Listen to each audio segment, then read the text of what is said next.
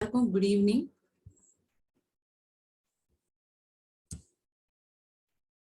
கொஞ்ச நாள் முன்னாடி நம்ம active voice and passive voice பார்த்தோம். அதோட கண்டினியூஷன் பார்ட்டா நம்ம இன்னைக்கு பார்ப்போம். Active voice and passive voice இதை பார்க்கறதுக்கு முன்னாடி ஒரு சென்டென்ஸ் ஃபார்மேஷன்ல நம்ம முக்கியமா பார்க்கறது என்ன? 3 விஷயம். ஒன்று இந்த சப்ஜெக்ட், வெர்ப், அப்புறம் ஆப்ஜெக்ட். இது எப்படி அந்த சென்டென்ஸ்ல வந்து அமைஞ்சிருக்கு அப்படிங்கிறத நம்ம பார்ப்போம். கரெக்டா?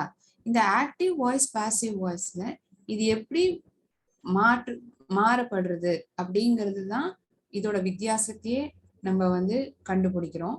ஆக்டிவ் வாய்ஸ்ல என்ன ஆகுது அப்படின்னா, subject performs the action and the object receives the action. சப்ஜெக்ட்னா யாரு? யார் அந்த செயல் செய்யறாங்களோ அவங்களதான் சப்ஜெக்ட்னு சொல்லுவோம். ஆக்ஷன்ங்கிறதா வெர்ப். கரெக்டா? சப்ஜெக்ட் பர்ஃபார்ம்ஸ் தி ஆக்ஷன், அப்புறம் யாருக்கு செய்யப்படுறது? இந்த object. Object receives the action. இதுதான் ஆக்டிவ் வாய்ஸ்ல நம்ம பார்ப்போம். பாசிவ் வாய்ஸ்ல என்ன ஆகும்? சப்ஜெக்ட் வந்து ஆப்ஜெக்ட் ஆகவும் ஆப்ஜெக்ட் வந்து சப்ஜெக்ட் ஆகவும் மாறி போயிடும். And action is performed on the object by the subject. இந்த செயல் வந்து ஆப்ஜெக்ட் மேல செய்யப்படுகிறது. யாரால? சப்ஜெக்டால செய்யப்படுகிறது. அப்படிதான் இந்த சென்டென்ஸை வந்து நம்ம பாசிவ் வாய்ஸ்ல மாத்துவோம். சரி, ஆக்டிவ் வாய்ஸ்ல இருந்து பாசிவ் வாய்ஸ் நம்ம மாத்தணும்னா அதுக்கு நம்ம ஒரு 5 ஸ்டெப்ஸ் ஃபாலோ பண்ணுவோம். நான் போன கிளாஸ்ல சொல்லியிருந்தேன். அதை நம்ம திருப்பி ரிவைஸ் பண்ணி பார்ப்போம். முதல்ல ஒரு சென்டென்ஸ் எடுத்துக்கிறோம்னா அந்த கொடுக்கப்பட்டிருக்கிற சென்டென்ஸ்ல வந்து சப்ஜெக்ட், ஆப்ஜெக்ட், வேர்பை வந்து ஐடென்டிஃபை பண்ணிக்கிறோம். அப்புறம் 2வது ஸ்டெப்ல ஸ்வாப் பண்ணிக்கிறோம். அதாவது இன்டர்சேஞ்ச் பண்றோம், மாத்தப்படுறது. சப்ஜெக்ட் வந்து ஆப்ஜெக்ட் ஆகவும் ஆப்ஜெக்ட் வந்து சப்ஜெக்ட் ஆகவும் மாற்றப்படுறது. Convert verb into its V3 form. அதாவது இந்த வேர்போட பாஸ்ட் பார்ட்டிசிபல் ஃபார்முக்கு மாத்துறோம். 4th step, add the helping verb. இந்த V3 ஃபார்ம் வேர்புக்கு முன்னாடி ஒரு ஹெல்பிங் வேர்ப், ஒரு துணை வேர்ப் வந்து ஆட் பண்றோம். 5th ஸ்டெப் தான் இந்த preposition by. இத வந்து சப்ஜெக்ட்டுக்கு முன்னாடி எழுதப்படுறது. அப்படின்னா இப்போ மேக்ஸ் மாதிரி ஒரு ஃபார்முலாவா பாசிவ் வாய்ஸ் நம்ம பாக்குறோம்னா, ஃபர்ஸ்ட் சப்ஜெக்ட் வந்து ஆப்ஜெக்ட் ஆயிடுறது, ஆப்ஜெக்ட் வந்து சப்ஜெக்ட் ஆயிடுறது அப்படின்னோமா. ஸோ ஃபர்ஸ்ட் இங்க object plus helping verb plus the past participle form of the verb, அப்புறம் இந்த ப்ரெபோசிஷன் பைய வந்து இந்த சப்ஜெக்ட்டுக்கு முன்னாடி ஆட் பண்ணுவோம் அப்படின்னு சொல்லினோம்னா, எல்லா சென்டென்ஸ்லயும் இந்த பை இருக்கணுங்கிறது அவசியம் இல்லை. சென்டென்ஸை பொறுத்து அதோட தேவையில்லாதது நம்ம வந்து நிர்ணயிக்கலாம். சரியா? இத வந்து இந்த 5 ஸ்டெப்பையும் ஒரு எக்ஸாம்பிளோட பாக்குறோம்னா எப்படி பார்ப்போம்? நான் இங்க இந்த எக்ஸாம்பிள் எழுதியிருக்கேன். ஆக்டிவ் வாய்ஸ்ல இந்த சென்டென்ஸ் கொடுத்திருக்கேன். The boy kicked the ball. First என்ன பண்றோம்? அந்த சென்டென்ஸ் ஃபர்ஸ்ட் ஸ்டெப் என்னன்னு சொன்னேன்? Identify. Yes, subject, object and verb. So subject is the boy, object வந்து என்ன? the ball, verb என்ன? ஆக்ஷன் என்ன பண்றது? யார் வந்து பந்த உதைச்சா? the boy.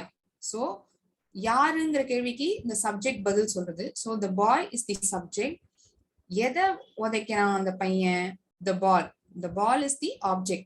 உதைக்கிறதுங்கிறது இங்க வேர்பா இருக்கு. ஸோ SVO பேட்டர்ன்ல எழுதப்பட்டிருக்கு. பாசிவ் வாய்ஸ்ல என்ன ஆகுது? சப்ஜெக்ட்ல இருந்து சப்ஜெக்ட் வந்து ஆப்ஜெக்ட் ஆகுது, ஆப்ஜெக்ட் வந்து சப்ஜெக்ட் ஆகுது இல்லையா? So we are swapping subject into object and object into subject. So இந்த பால் வந்து இப்ப இங்க சப்ஜெக்டா வந்துருது. இந்த பால் இங்க கடைசியில தான் இந்த பாய், இந்த சப்ஜெக்ட் வந்து கடைசியில போயிடும். அப்புறம் V3 form of the verb. இது இங்க வந்து கிக்டு தான். இதுக்கு முன்னாடி ஒரு ஹெல்பிங் verb was kicked. நம்ம ஒரு சென்டென்ஸ்ல வந்து பாசிவ் வாய்ஸ் மாத்தும் போது அதோட மீனிங்கும் மாறாது, டென்ஸும் மாற்றப்படாது. ஓகேயா? அதுல வந்து நம்ம ரொம்ப கேர்ஃபுல்லா இருக்கணும். ஸோ இந்த கிக்டுங்கிற வார்த்தைக்கு முன்னாடி இந்த ஹெல்பிங் verb was இன்க்ளூட் பண்றோம். அப்புறம் கடைசியா என்ன பண்றோம், இந்த ப்ரெபோசிஷன் பைய வந்து இந்த சப்ஜெக்ட்டுக்கு முன்னாடி ஆட் பண்றோம் அப்படின்னு சொன்னோமா. So the ball was kicked by the boy. இதுதான் இந்த சென்டென்ஸோட பாசிவ் வாய்ஸா மாத்தப்பட்டிருக்கு. So object plus helping verb was, kick is the V3 form, past participle form, அப்புறம் adding by, இந்த preposition by before the subject, the boyக்கு முன்னாடி இந்த preposition வந்து ஆட் பண்றோம். சோ இந்த சென்டென்ஸ்ல எப்படி நம்ம பாசிவ் வாய்ஸா மாத்தணும்ங்கறத பார்த்தோம்.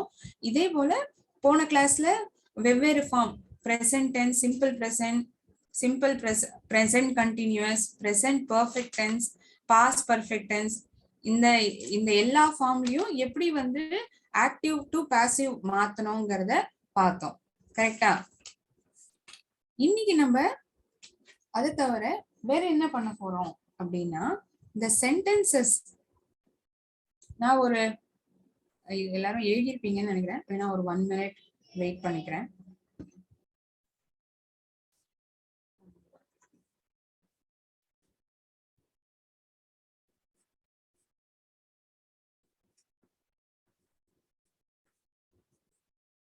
Identify SOV, swap is subject into object and object into subject, convert verb into the past participle form, அதுதான் V3 form அப்படின்னு சொல்லுவோம்.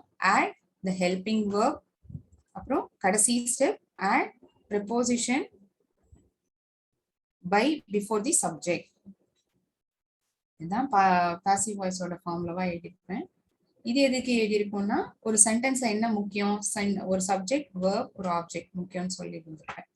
ஸோ அதுக்கு தான் எழுதியிருக்கோம். இந்த ஆக்டிவ் வாய்ஸ் பாசிவ் வாய்ஸ் வந்து நம்ம இங்கிலீஷ் டெக்ஸ்ட் புக்ல பேஜ் 14 and 15ல கொடுக்கப்பட்டிருக்கு. ஓகே,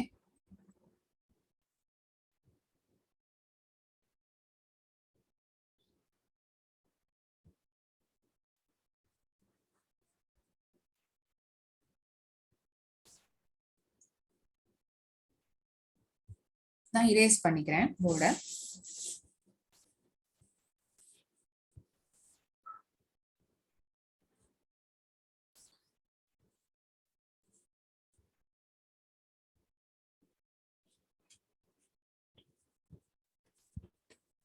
சென்டென்சஸ்யே 4 விதமா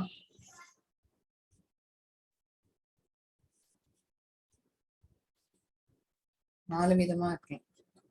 Can be declarative sentence,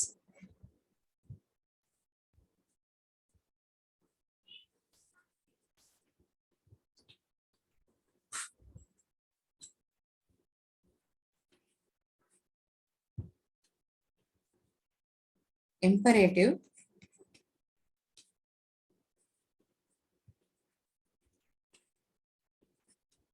இல்லாட்டி interrogative,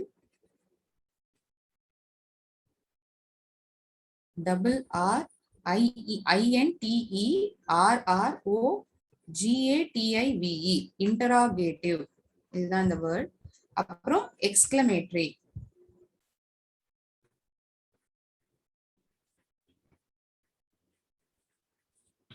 இந்த டிக்ளரேட்டிவ் சென்டென்ஸ்னா வந்து என்னன்னா, வந்து ஒரு சென்டென்ஸ் வந்து இன்ஃபர்மேஷன் கொடுக்கப்படும். அந்த சென்டென்ஸ் வந்து ஒரு இன்ஃபர்மேஷன் வந்து கொடுக்கப்படும். பொதுவா ஒரு ஃபுல் ஸ்டாப்போட எண்ட் ஆகும். இம்பரேட்டிவ் சென்டென்ஸ்ல என்ன ஆகும்னா, இது வந்து ஒரு கமாண்ட கொடுக்கலாம், இல்ல ஒரு ரிக்வெஸ்ட் இல்லாட்டி ஒரு விஷ் அந்த மாதிரி சொல்லப்படலாம். இது முக்காவாசி ஒரு ஃபுல் ஸ்டாப்போ இல்லாட்டி எக்ஸ்கிளமேட்டரி மார்க்ல முடிக்கப்படும் இம்பரேட்டிவ்ல. இன்டராகேட்டிவ் அப்படின்னா ஆஸ்க் a question, கேள்விகள் கேட்கப்படும் இந்த சென்டென்ஸ்லயே.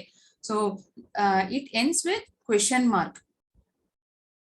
எக்ஸ்கிளமேட்டரி சென்டென்ஸ்னா ஒரு ஆச்சரியமா இருக்கிறது, ஒரு சந்தோஷமா இருக்கலாம். It can express happiness, anger, fear, ஒரு கோபம், பயம், சந்தோஷம், இதெல்லாம் வெளிப்படுத்துற சென்டென்ஸா எக்ஸ்கிளமேட்டரி சென்டென்ஸ்ல பார்ப்போம். இன்டராகேட்டிவ்ல கேள்விகள் கேட்கப்படும், questions will be asked. It can be a what WH questions, imperative sentence. Imperative தான் it gives command, it makes request. இந்த மாதிரி sentence தான் imperativeல பார்ப்போம். Declarative, it gives us information. So sentences ஓட four இத types பார்க்கிறோம். எந்த மாதிரியான sentence தான் நமக்கு கொடுக்கப்படலாங்க. இதுல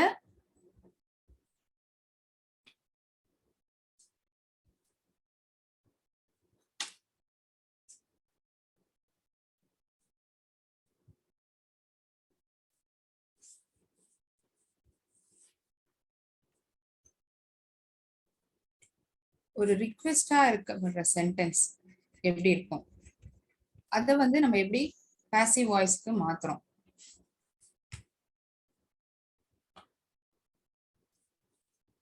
ப்ளீஸ் கிவ் மை புக்.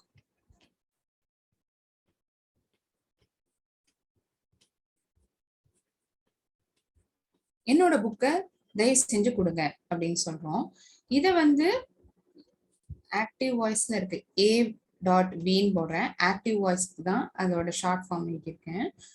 இதை வந்து எப்படி நம்ம பாசிவ் வாய்ஸா மாத்துவோம்? ஒரு ரிக்வெஸ்டா இருக்கிற சென்டென்ஸை யூ ஆர் ரிக்வெஸ்டட்.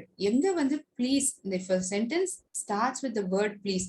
ஒரு சென்டென்ஸ்ல வந்து முதல் வார்த்தை ப்ளீஸ்ன்னு ஆரம்பிச்சது, ஒரு ரிக்வெஸ்டா ஆரம்பிக்கிறத ஆக்டிவ் வாய்ஸ்ல. பாசிவ் வாய்ஸ்ல வந்து அது யூ ஆர் ரிக்வெஸ்டட் அப்படின்னு ஆரம்பிக்கும். பாசிவ் வாய்ஸ்ல you are requested to give my book.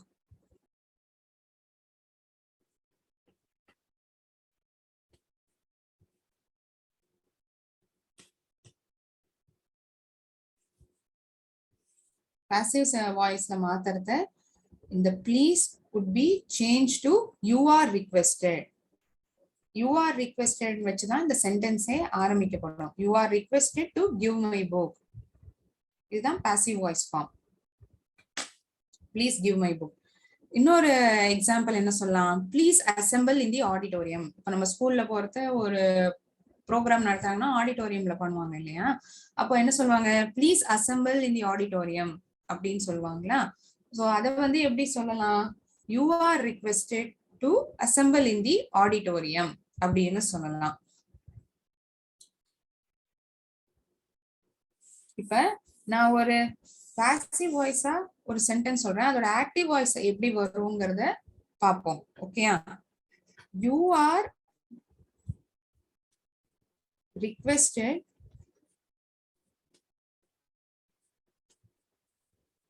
not to walk on the grass.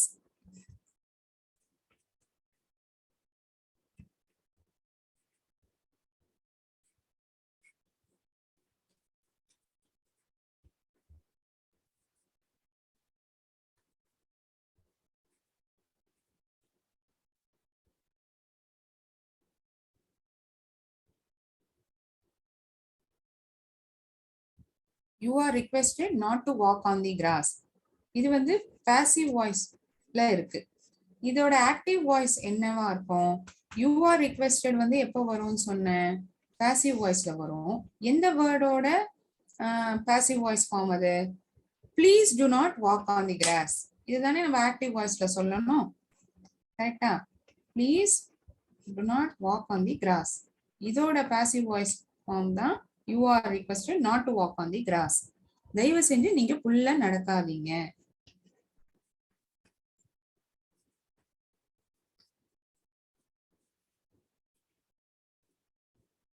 இது வந்து request.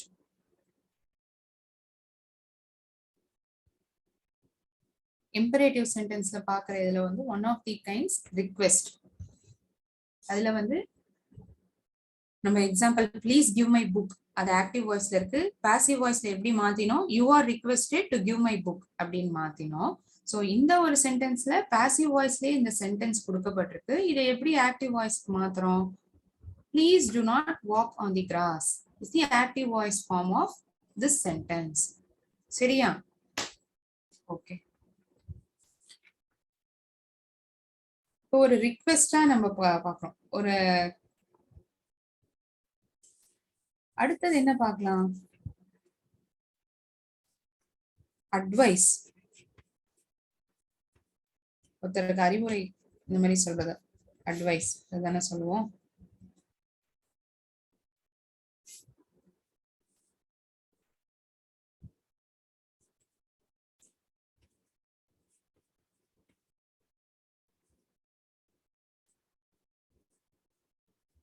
Go for a walk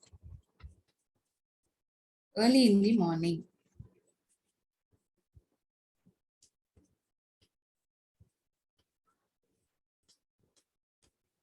இது ஒரு சென்டென்ஸ். இன்னொரு sentence, work hard.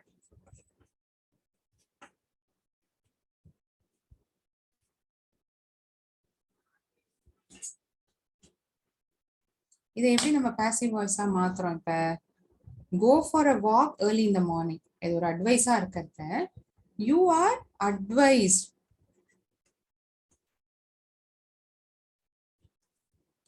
You are advised to go for a walk early in the morning.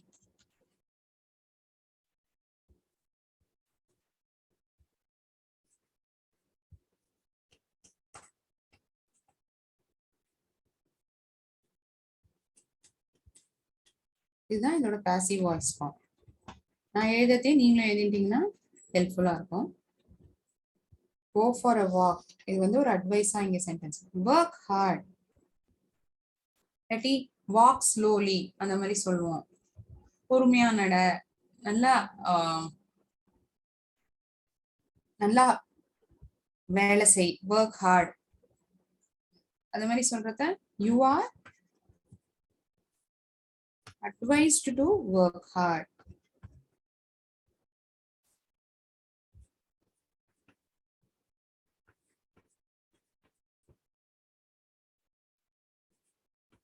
Walk slowly அது மாதிரி இருந்ததுன்னா you are advised to walk slowly. இதுதான் இதோட பாசிவ் வாய்ஸ் ஃபார்ம். ஒரு sentence அட்வைஸா இருக்கிறத எப்படி நம்ம மாத்துறோம்னு பார்த்தோம். ப்ளீஸ்ன்னு ஆரம்பிச்சா யூ ஆர் ரிக்வெஸ்டட்னு வரும். அட்வைஸா வரத யூ ஆர் அட்வைஸ்டு டு அப்படின்னு பாசிவ் வாய்ஸ்ல சென்டென்ஸ் ஆரம்பிக்கும். ஓகேயா? சரி. ஒரு அதிகாரம் சொல்றத என்ன சொல்லுவோம்? கமாண்ட் அப்படின்னு சொல்லுவோமா?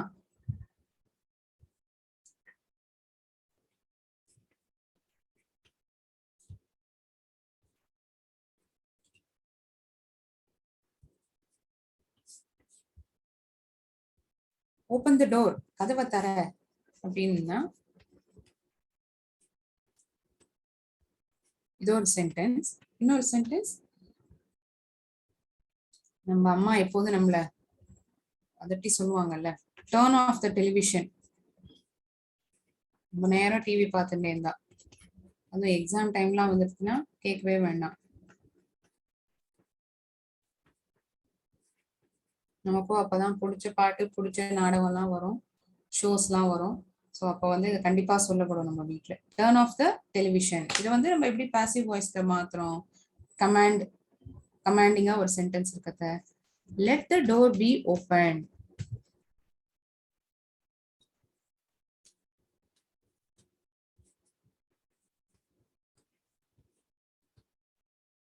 Turn off the television. let the அப்படி ஆரம்பிக்குது. let the television be turned off.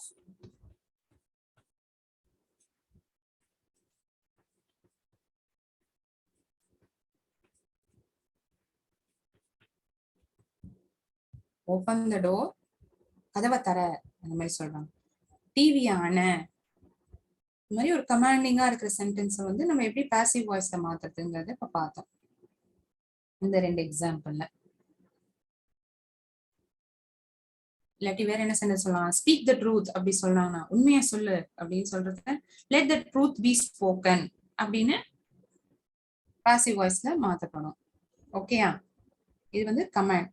முதல்ல ப்ளீஸ் பார்த்தோம், அப்புறம் ஒரு அட்வைஸ் பார்த்தோம், இப்போ வந்து command.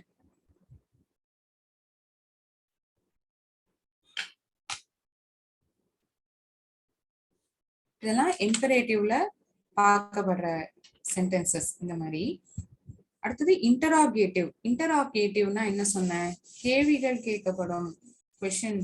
questions will be asked.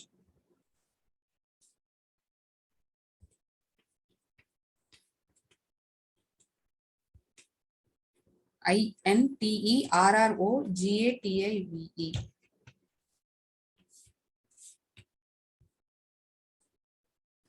There's a question and it ends with a question mark. Is she writing a letter? Is she writing a letter?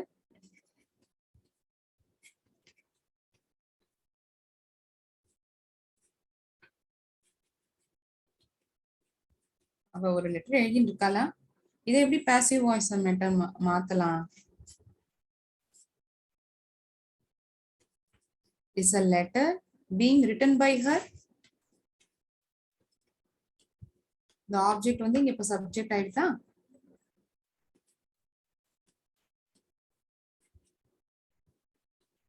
இது வந்து present continuous ing ஃபார்ம்ல இருக்கிறது என்ன வரும்னு சொல்லிருக்கேன்.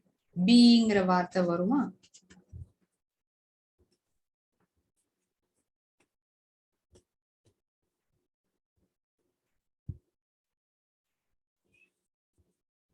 இந்த WH ஃபார்ம் क्वेश्चंसல வர கேள்விக்கு எப்படி பதில் சொல்லலாம்? what do you want? உனக்கு என்ன வேணும் அப்படின்னு கேட்போம்ல கேள்வி. what do you want? எப்படி பாசிவ் வாய்ஸ்ல மாத்தலாம்? what is wanted by you?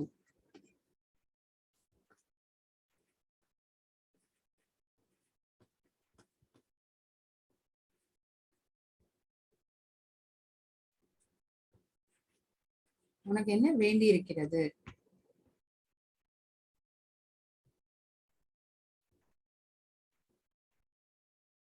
what do you want? what is wanted by you?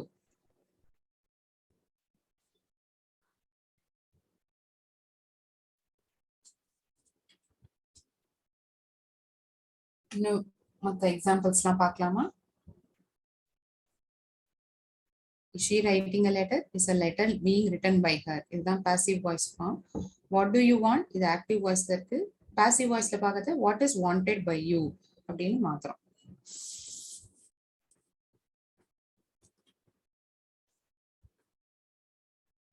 Have you helped him? நீ அவனுக்கு help பண்ணிருக்கியா?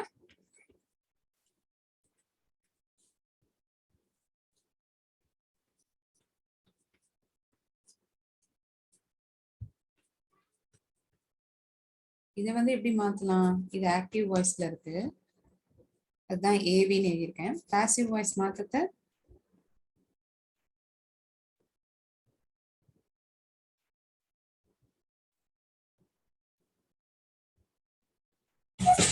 Sorry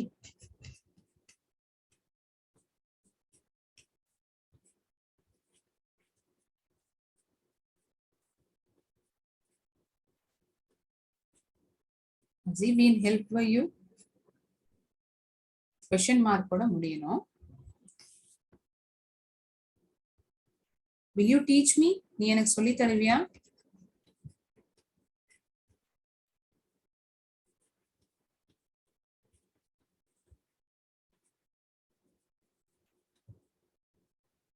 will I be taught by you?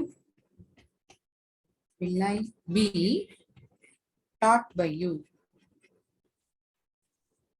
இதான் passive வாய்ஸ்ல மாத்துவோம் ஒரு interrogative question.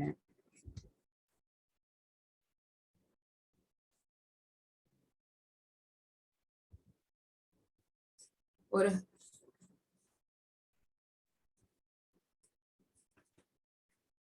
how did they do this அப்படி சொல்றாங்களா ஒரு sentence. how did they, இதை எப்படி அவங்க செஞ்சாங்க?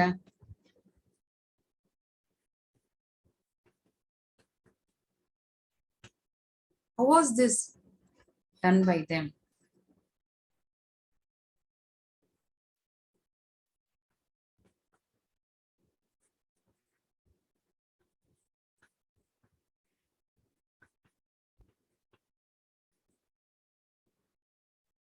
இதுதான் பாசிவ் வாய்ஸ் ஃபார்ம் இந்த சென்டென்ஸ்க்கு.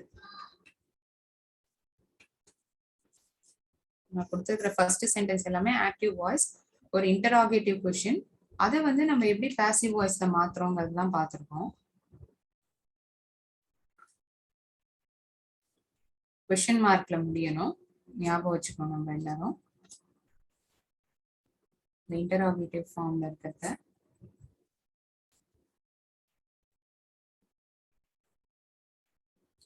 ஓகே, நான் இரேஸ் பண்ணிக்கிறேன்.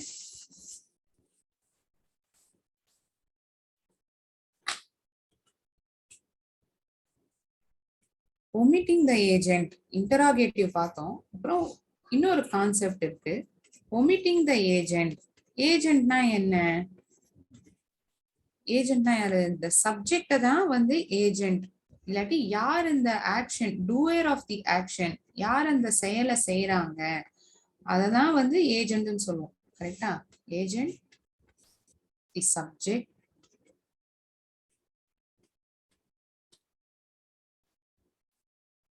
doer of the action அப்படின்னு சொல்லலாம். The person who does the action, the person who performs the action,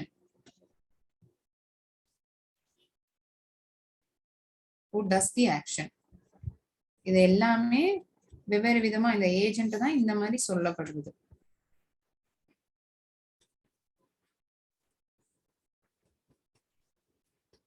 இப்போ ஒரு சென்டென்ஸ், இந்த எல்லா இந்த இப்ப நான் டிஸ்கஸ் பண்ண போற சென்டென்ஸ்ல இந்த வார்த்தைகள் இருக்கு அப்படின்னா சப்ஜெக்ட வந்து நம்ம ஒமிட் பண்ணலாம். எந்தெந்த வார்த்தைகள்லாம் ஒரு sentence ஆரம்பிச்சதுன்னா someone, no one, somebody,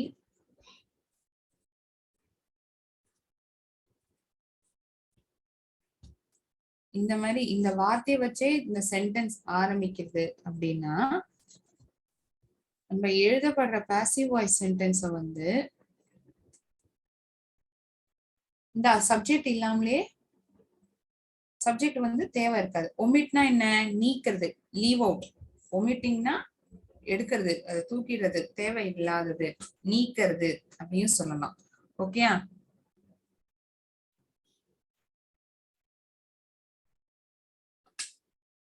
examples பார்ப்போம்.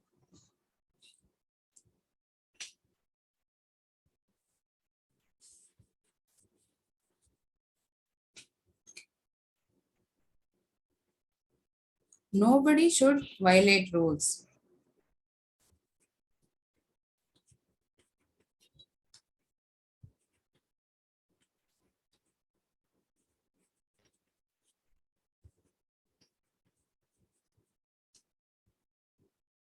இந்த சென்டென்ஸ் நம்ம என்ன பார்க்குறோம்? ஒரு இந்த வார்த்தை நோபடிங்கிற வார்த்தையோட ஆரம்பிக்கிறது. இதை எப்படி நம்ம மாத்துறோம்? The rules should not be violated. இதுக்கு இங்க வந்து இங்க சப்ஜெக்ட் தேவையில்லை, யாரும் ரூல்ஸை மீறக்கூடாது அப்படிங்கிறது தானே சொல்றது. ஸோ இந்த இடத்துல வந்து இந்த யாருமே அப்படிங்கிற வார்த்தை வந்து சப்ஜெக்ட் வந்து அவசியம் இல்லை.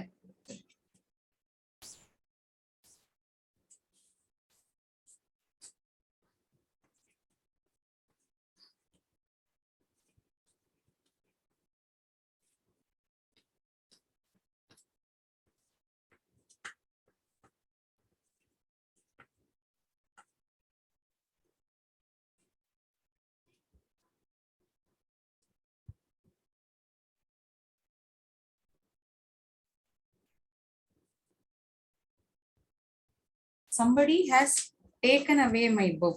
அந்த மாதிரி இந்த sentence my book has been taken away. யாரும் எடுத்துன்னு போயிட்டாங்க தானே, அதுக்கு வந்து அந்த முடிகிற இடத்துல இந்த somebody வந்து போடணுங்கிற அவசியம் இல்லை. அங்க என்ன ஆகுது? subject is being omitted. No one has bought the tickets. இந்த சென்டென்ஸ்ல the tickets have not been bought. யாருமே வாங்கலதான், பட் டிக்கெட்ஸ் வாங்கப்படல அப்படின்னாலுமே இதே அர்த்தத்தை தானே கொடுக்குது. இந்த நோவன்ங்கிற இது பை நோபடிங்கிற வார்த்தை தேவையில்லை. கரெக்டா?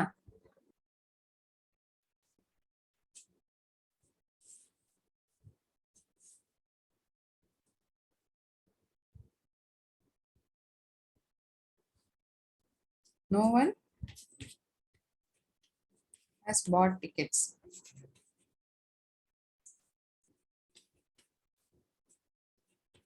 What the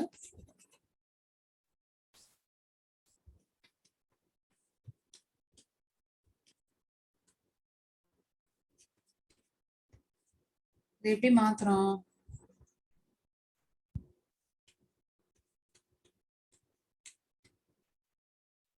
Have not been bought.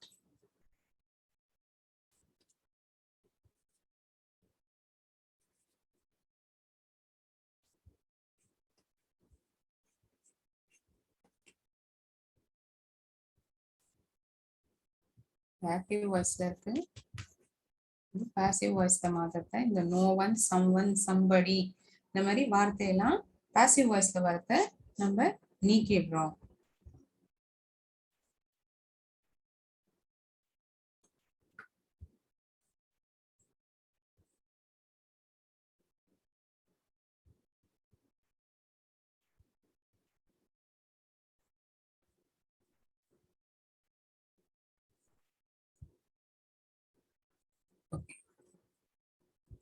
இன்னைக்கு நம்ம கிளாஸ்ல என்னெல்லாம் பார்த்தோம்? ஃபர்ஸ்ட் இந்த ஆக்டிவ் வாய்ஸ் பாசிவ் வாய்ஸை வந்து ரிவைஸ் பண்ணோம். அப்புறம் இந்த sentences declarative sentence, imperative sentence, interrogative sentence, இந்த 4 விதமான எக்ஸ்கிளமேட்டரி சென்டென்ஸ், இந்த மாதிரி இருக்கிற சென்டென்ஸ் வந்து எப்படி பாசிவ் வாய்ஸா மாத்தணும் அப்படிங்கிறத பார்த்தோம். இம்பரேட்டிவ்ல இந்த ரிக்வெஸ்ட், அட்வைஸ், கமாண்ட் அப்படி இருக்குன்னா, ரிக்வெஸ்டா இருந்ததுன்னா ப்ளீஸ்ன்னு ஆரம்பிக்கிற சென்டென்ஸ் எல்லாமே யூ ஆர் ரிக்வெஸ்டட் அப்படிங்கிற பாசிவ் வாய்ஸ்ல மாத்தப்படும். அட்வைஸா இருக்கிறத யூ ஆர் அட்வைஸ்டு டு அந்த வார்த்தை வந்து பாசிவ் வாய்ஸ்ல ஆரம்பிக்கப்படும், சொல்லப்படும். கமாண்ட் அப்படி பண்றோம்னா ஒரு அதிகாரமா இருக்கிற சென்டென்ஸ் ஆக்டிவ் வாய்ஸ்ல இருக்குன்னா அது வந்து லெட்டுங்கிற வார்த்தைய வந்து உபயோகிப்போம் பாசிவ் வாய்ஸ்ல.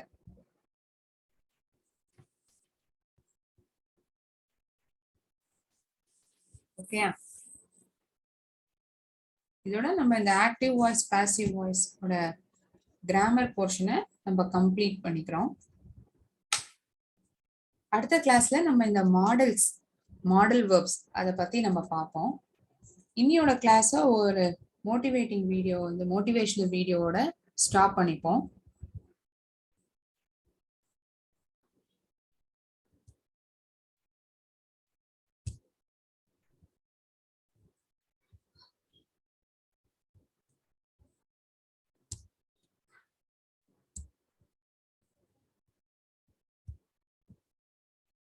எப்படி வந்து நம்ம ஒரு ஒரு விஷயம் பண்றோம்னா அது ஒரே கோணல் இல்லாம வெவ்வேறு விதமா நம்ம எப்படி யோசனை பண்ணலாம், ஒரே வழியா அது பார்க்காம வேற எப்படி எல்லாம் அதை பண்ணலாம் அப்படிங்கறத யோசனை பண்றதுக்கான ஒரு வீடியோவா இந்த வீடியோ வந்து நமக்கு வழிகாட்டும்.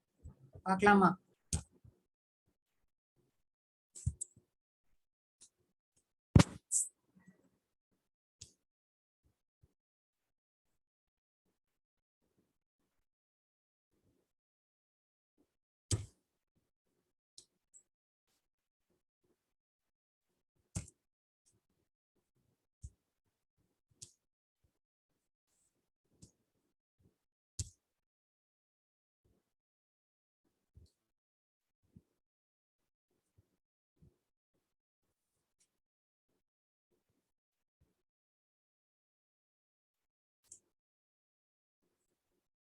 ஒரு எறும்பு கூட்டமா ஒரு போயின்னு இருக்கு. திடீர்னு என்ன ஆகுது, ஒரு எறும்பு எட்டி பாக்குறத பெரிய இலை வந்து வழியில விழுந்துருது. ஒண்ணு பின்னாடி ஒண்ணு போயிட்டு இருக்கா, அது பின்ன அடுத்தடுத்த வந்த எறும்பெல்லாம் அப்படியே நின்று போயிடுது, என்ன பண்றதுன்னு தெரியாம.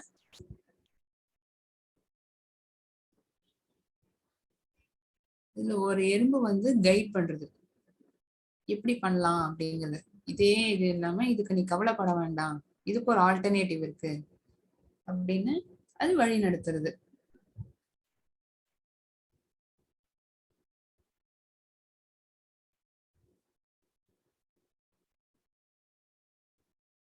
ஒரு தடை வந்தா அது அப்படியே நின்னு போயிடக்கூடாது, அது வந்து எப்படி நம்ம பாசிட்டிவா மாத்திக்கலாம் அந்த தடைங்கிற அந்த கல்லை வந்து எப்படி ஸ்டெப்பிங் ஸ்டோனா மாத்திக்கலாம் அப்படிங்கிறது தான் இந்த வீடியோவும் நமக்கு சொல்லி கொடுக்கும்.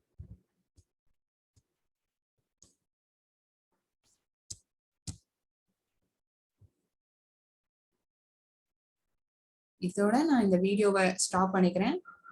வாழ்க பாரதம், வெல்க தமிழகம். நன்றி, வணக்கம்.